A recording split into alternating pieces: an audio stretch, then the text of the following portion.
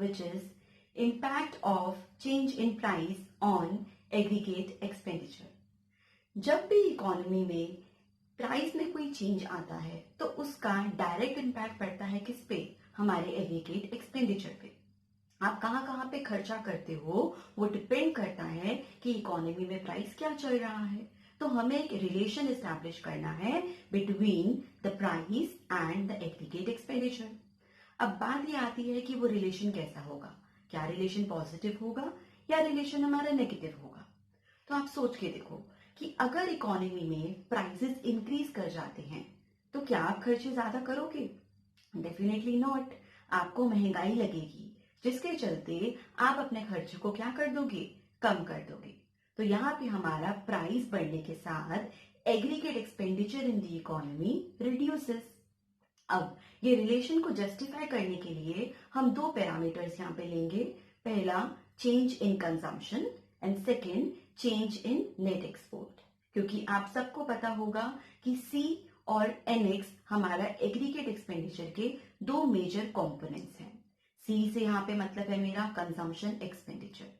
तो स्टार्ट करते हैं। पहला parameter change in consumption expenditure. जब भी हमारी कंजम्पशन एक्सपेंडिचर में चेंज आएगा तो एग्रीगेट एक्सपेंडिचर में चेंज आएगा। लेकिन कंजम्पशन एक्सपेंडिचर में चेंज आता ही क्यों है?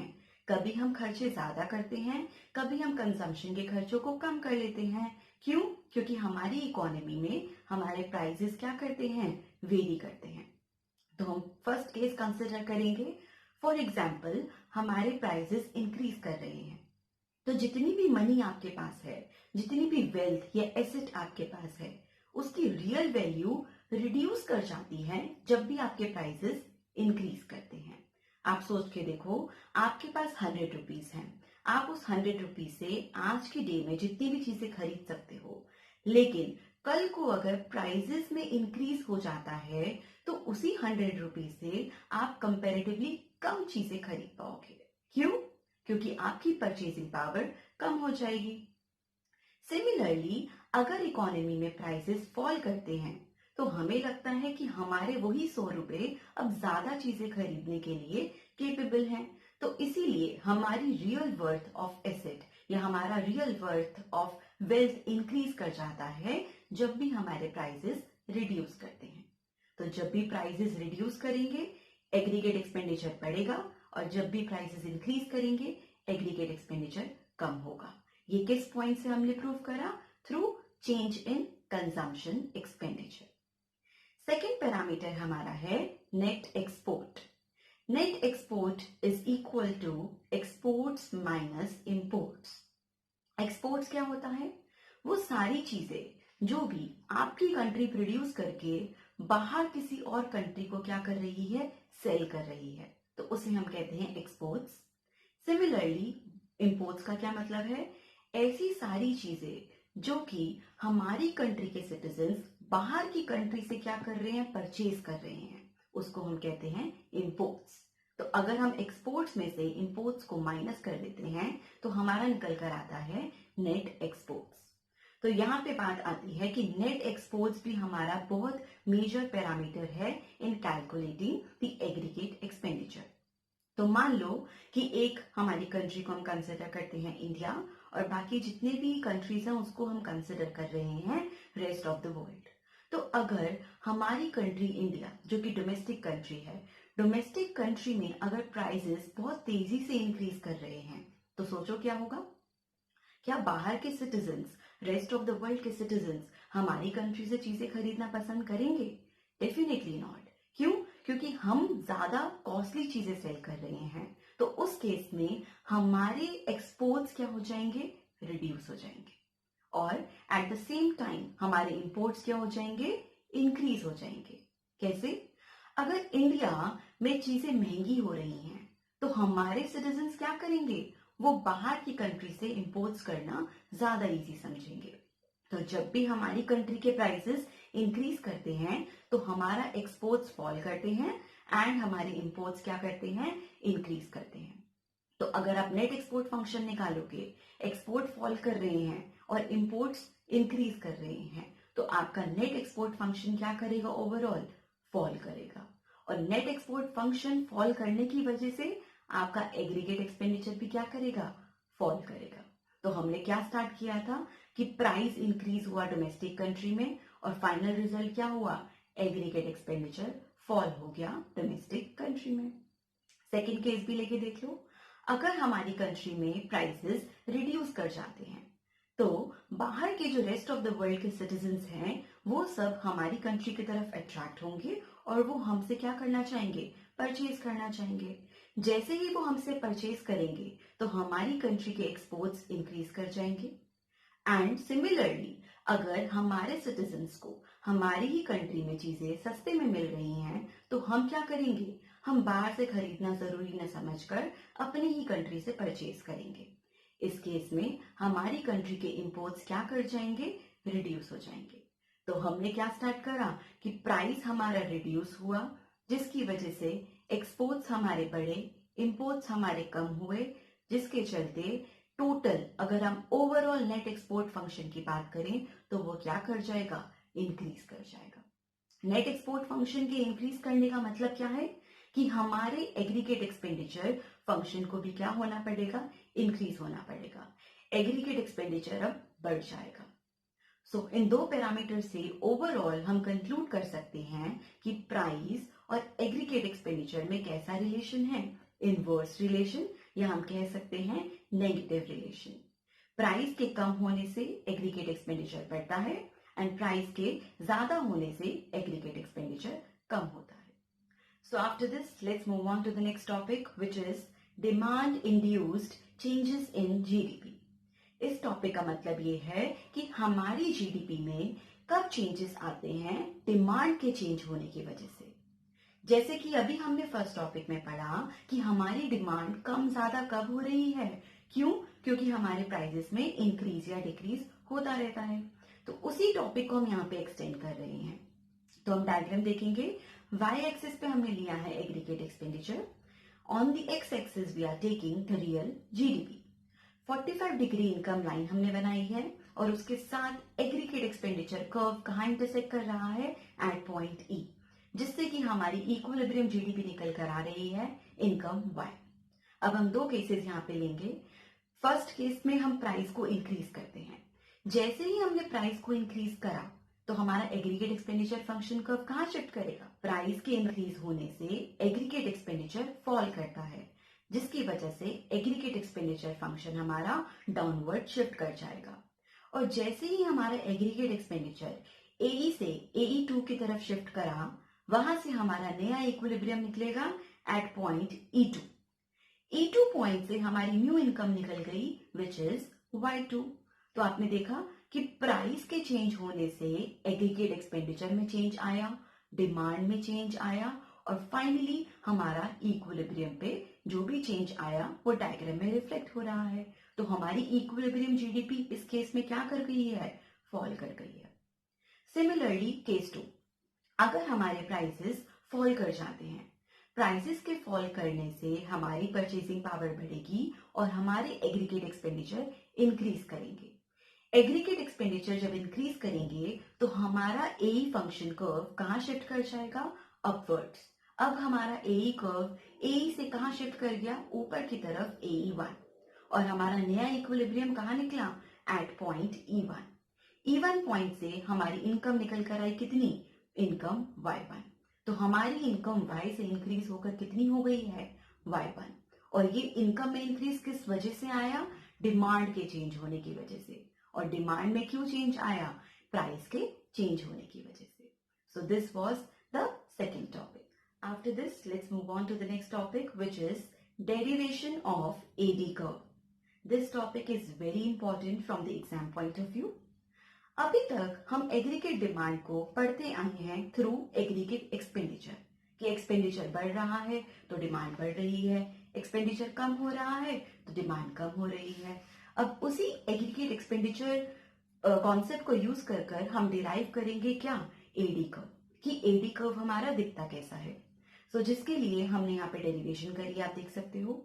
यहाँ पे हमने दो पैनल बनाए हैं, panel A and panel B। दोनों ही डायग्राम में हम क्या ले रहे हैं, एक्स एक्सिस पे रियल जीडीपी को मेजर कर रहे हैं।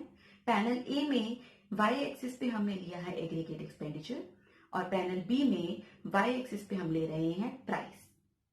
पहले हम पैनल ए को स्टडी करते हैं। यहाँ पे हमने 45 डिग्री इनकम लाइन बनाई है और उसके साथ हमने एग्रीगेट एक्सपेंडिचर कर्व बनाया है AE और ये इंटरसेक्ट कर रहे हैं हमारा एट पॉइंट E।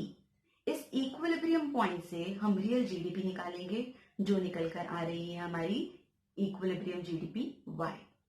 अब आप जरा सोचो, जो ये इक्विलिब्रियम जीडीपी निकल कर आई है Y, ये एक पॉइंट ऑफ टाइम पर हमारी इकोनॉमी की जीडीपी है। तो उस टाइम पर हमारी इकोनॉमी में कोई ना कोई प्राइस प्रिवेल कर रहा होगा। उस प्राइस को हमने ले लिया है प्राइस P और ये प्राइस P हम कहाँ शो कर रहे हैं? पैनल बी वाले डायग्राम में। अब ये प्राइस P और इनकम Y को अगर हम मैच करेंगे तो एक हमारा पॉइंट निकल कर आएगा जिसको हमने लेबल करा है पॉइंट E डैश। ये पॉइंट E डैश किसको कॉरेस्पॉन्ड करता है? इक्विलिब्रियम पॉइंट E को। नाउ हमें यहाँ पे दो केसेस लेने हैं। पहला केस हम ले रहे हैं जिसमें हमारा प्राइस कर रहा है फॉल। जैसे ही प्राइस फॉल करेगा तो हमारा एग्रीगेट एक्सपेंडिचर इंक्रीज करेगा। जैसे कि हमने पढ़ा है, there is an inverse relationship between price and aggregate expenditure. तो प्राइस के रिड्यूस होने से एग्रीगेट एक्सपेंडिचर इंक्रीज करता है और डायग्राम में हम उसको कैसे रिफ्लेक्ट करेंगे? AE कर्व को ऊपर की तरफ शिफ्ट कर कर हमने बना दिया AE1 कर्व। अब ये जो AE1 कर्व है उसने हमारी इनकम लाइन के साथ एक नया इक्विलिब्रियम दिया है विच इज E1। इस E1 इक्विलिब्रियम से हमने निकाली हमारी real GDP which comes out to be Y1। अब ये जो हमारा Y1 निकल कर आया है ये क्यों निकला? क्योंकि हमने पैनल बी में प्राइस को चेंज करा। हमने प्राइस को P से क्या करा? P1।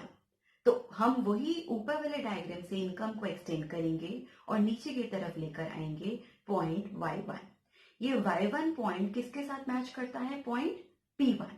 तो P1 और Y1 से हमारा एक और पॉइंट आ गया जिसको हमने लेबल करा है E1 डैश। ये E1 डैश पॉइंट कॉरेस्पॉन्ड करता है ऊपर वाले डायग्राम को जिसमें पॉइंट हमने क्या लेबल करा है? E1। ये केस 1 हो गया। सेकेंड केस में हम क्या करेंगे? प्राइस को इंक्रीज करेंगे। जब हम प्राइस को इंक्रीज करेंगे तो हमारा एग्रीगेट एक्सपेंडिचर फॉल करेगा, जिसको डायग्राम में हम रिफ्लेक्ट कर रहे हैं bye shifting AE function curve downwards. हमने AE को शिफ्ट कर दिया है अब AE से कहां पर? AE2 पे। और ये AE2 अगेन हमारा इनकम लाइन को कट कर रहा है नए पॉइंट पे जहां से हमारा इक्विलिब्रियम निकल रहा है, इक्विलिब्रियम E2। इस इक्विलिब्रियम पॉइंट से हमने न्यू जीडीपी निकाली Y2। अब ये जो न्यू जीडीपी निकली है ये क्यों हमारी रिड्यूस क्यों हुई है? क्योंकि हमने प्राइस को क्या कर दिया है? पैनल बी में इंक्रीज कर दिया है टू प्राइस P2। अब सेम इनकम को हम नीचे की तरफ एक्सटेंड करेंगे। अब ये जो Y2 इनकम है पैनल बी में, उसमें ये Y2 इनकम किसके साथ मैच कर रही है? P2 पॉइंट के साथ। तो यहां से हमारा तीसरा इक्विलिब्रियम पॉइंट आ गया विच इज E2 डैश। अब हमारे पास 3 पॉइंट्स हैं, E2 dash, E1 dash and E dash. इन तीनों पॉइंट्स को ज्वाइन करके हमारा निकलेगा एग्रीगेट डिमांड कर्व। और फाइनली एग्रीगेट डिमांड कर्व को अगर हम स्टडी करें तो हम ये कह सकते हैं कि प्राइस और रियल जीडीपी का कैसा रिलेशन है? Inverse relation. इसीलिए हमारा aggregate demand curve downward sloping बना है। और ये एग्रीगेट डिमांड कर्व को बनाने के लिए हमने हेल्प ली किस डायग्राम की? Aggregate expenditure and income equilibrium की। Let's move on to the next topic which is points of the AD curve, the cases of disequilibrium. Disequilibrium के केसेस को हम यहाँ पे डिटेल में स्टडी करेंगे। देखिए आप डायग्राम, हमने यहाँ पे पैनल A और पैनल B बनाया है। पैनल A में एग्रीगेट एक्सपेंडिचर और इनकम लाइन जहां पे भी इंटरसेक्ट कर रही है वहां से हमारा निकलता है इक्विलिब्रियम और उसी इक्विलिब्रियम को हम नीचे की तरफ लेके जाते हैं लोअर डायग्राम में और हम डिराइव करते हैं हमारा AD कर्व। तो जितने भी पॉइंट्स हमारे AD कर्व के ऊपर लाई कर रहे हैं, for example point A, B and C, ये सारे क्या रिप्रेजेंट कर रहे हैं? इक्विलिब्रियम। लेकिन कोई अगर ऐसा पॉइंट है जो कि AD कर्व से हटकर है, for example point M and point N, ये दोनों ही पॉइंट्स क्या रिप्रेजेंट कर रहे हैं? डिसइक्विलिब्रियम के केसेस। एम और एन एक ऐसा कॉम्बिनेशन दे रहे हैं प्राइस और जीडीपी का जहां पर हमारा इक्विलिब्रियम एस्टैब्लिश नहीं होता है। तो पहले पॉइंट एम को स्टडी करते हैं। Point M, which is one of the case of disequilibrium, indicates that aggregate output is more than aggregate expenditure. M point पर अगर आप देखोगे तो हमारा प्राइस और जीडीपी का कुछ ऐसा कॉम्बिनेशन निकल कर आया है कि ऊपर वाले डायग्राम में उसका कोई इक्विलिब्रियम ही नहीं है, और वहां पर इनफैक्ट हम नोटिस कर रहे हैं कि हमारा एग्रीगेट आउटपुट क्या है? हमारे एग्रीगेट एक्सपेंडिचर से ज्यादा है। सिमिलरली अगर हम पॉइंट एन को कंसिडर करेंगे तो पॉइंट एन भी एडी कर्व से हटकर है और वो प्राइस और जीडीपी का एक डिसइक्विलिब्रियम का केस रिप्रेजेंट करता है, लेकिन यहाँ पर हमारा एग्रीगेट आउटपुट हमारे एग्रीगेट एक्सपेंडिचर से कम है। लेकिन पॉइंट ए, बी और सी ऐसे पॉइंट है जहां पर हमारा एग्रीगेट एक्सपेंडिचर और एग्रीगेट आउटपुट क्या करते हैं? आपस में इक्वल होते हैं। इसीलिए वो पॉइंट्स क्या कहलाएंगे? इक्विलिब्रियम के। और एम और एन पॉइंट्स क्या कहलाएंगे? Points of the AD curve, the cases of disequilibrium. Now let's do our last topic, which is movement along the AD curve. किसी भी कर्व में मूवमेंट अलोंग द कर्व कब होता है? जब उसके इंडिपेंडेंट वेरिएबल में चेंज आता है। एडी कर्व में हमारा डिपेंडेंट वेरिएबल होता है रियल जीडीपी और हमारा इंडिपेंडेंट वेरिएबल होता है प्राइस। तो प्राइस के चेंज आने की वजह से हमारी रियल जीडीपी में क्या चेंज आ रहा है वो हम समझेंगे थ्रू द मूवमेंट। हमने यहाँ पे y एक्सिस पे लिया है प्राइस, x एक्सिस पे हम ले रहे हैं रियल जीडीपी। दो पॉइंट्स हमने लिए हैं एडी कर्व पे, point A and point B. यहाँ पे हमारी दो मूवमेंट होती हैं। मूवमेंट एक होती है हमारी फॉरवर्ड और सेकेंड हमारी होती है बैकवर्ड। हम यहाँ पे अगर हम ए से बी को कंसिडर करते हैं, दैट मीन्स ए से लेकर बी तक अगर हमारी मूवमेंट हो रही है तो हमारा प्राइस रिड्यूस कर रहा है और हमारी जीडीपी क्या कर रही है? इंक्रीज कर रही है। इस मूवमेंट को हम बोलेंगे forward movement along the AD curve. Similarly अगर हमारी मूवमेंट बी से ए की तरफ है, मतलब बी से ए में हमारा प्राइस इंक्रीज कर रहा है, जिसकी वजह से हमारी रियल जीडीपी क्या कर रही है? डिक्रीज कर रही है। तो इस मूवमेंट को हम बोलेंगे बैकवर्ड मूवमेंट। तो फॉरवर्ड या बैकवर्ड मूवमेंट कैसे डिसाइड करना है? Through the x axis. GDP बढ़ेगी तो फॉरवर्ड मूवमेंट, जीडीपी कम होगी तो हमारी क्या कहलाएगी? Backward movement. और ये दोनों ही मूवमेंट अलोंग द कर्व क्या सजेस्ट करती हैं? हमारे negative slope of AD curve. So with this I conclude this video students. I wish you a very happy learning. If you have any doubt, you may ask in the comment section below. If you found this video helpful, show your support by liking it and do share this video with all your classmates and friends. Thank you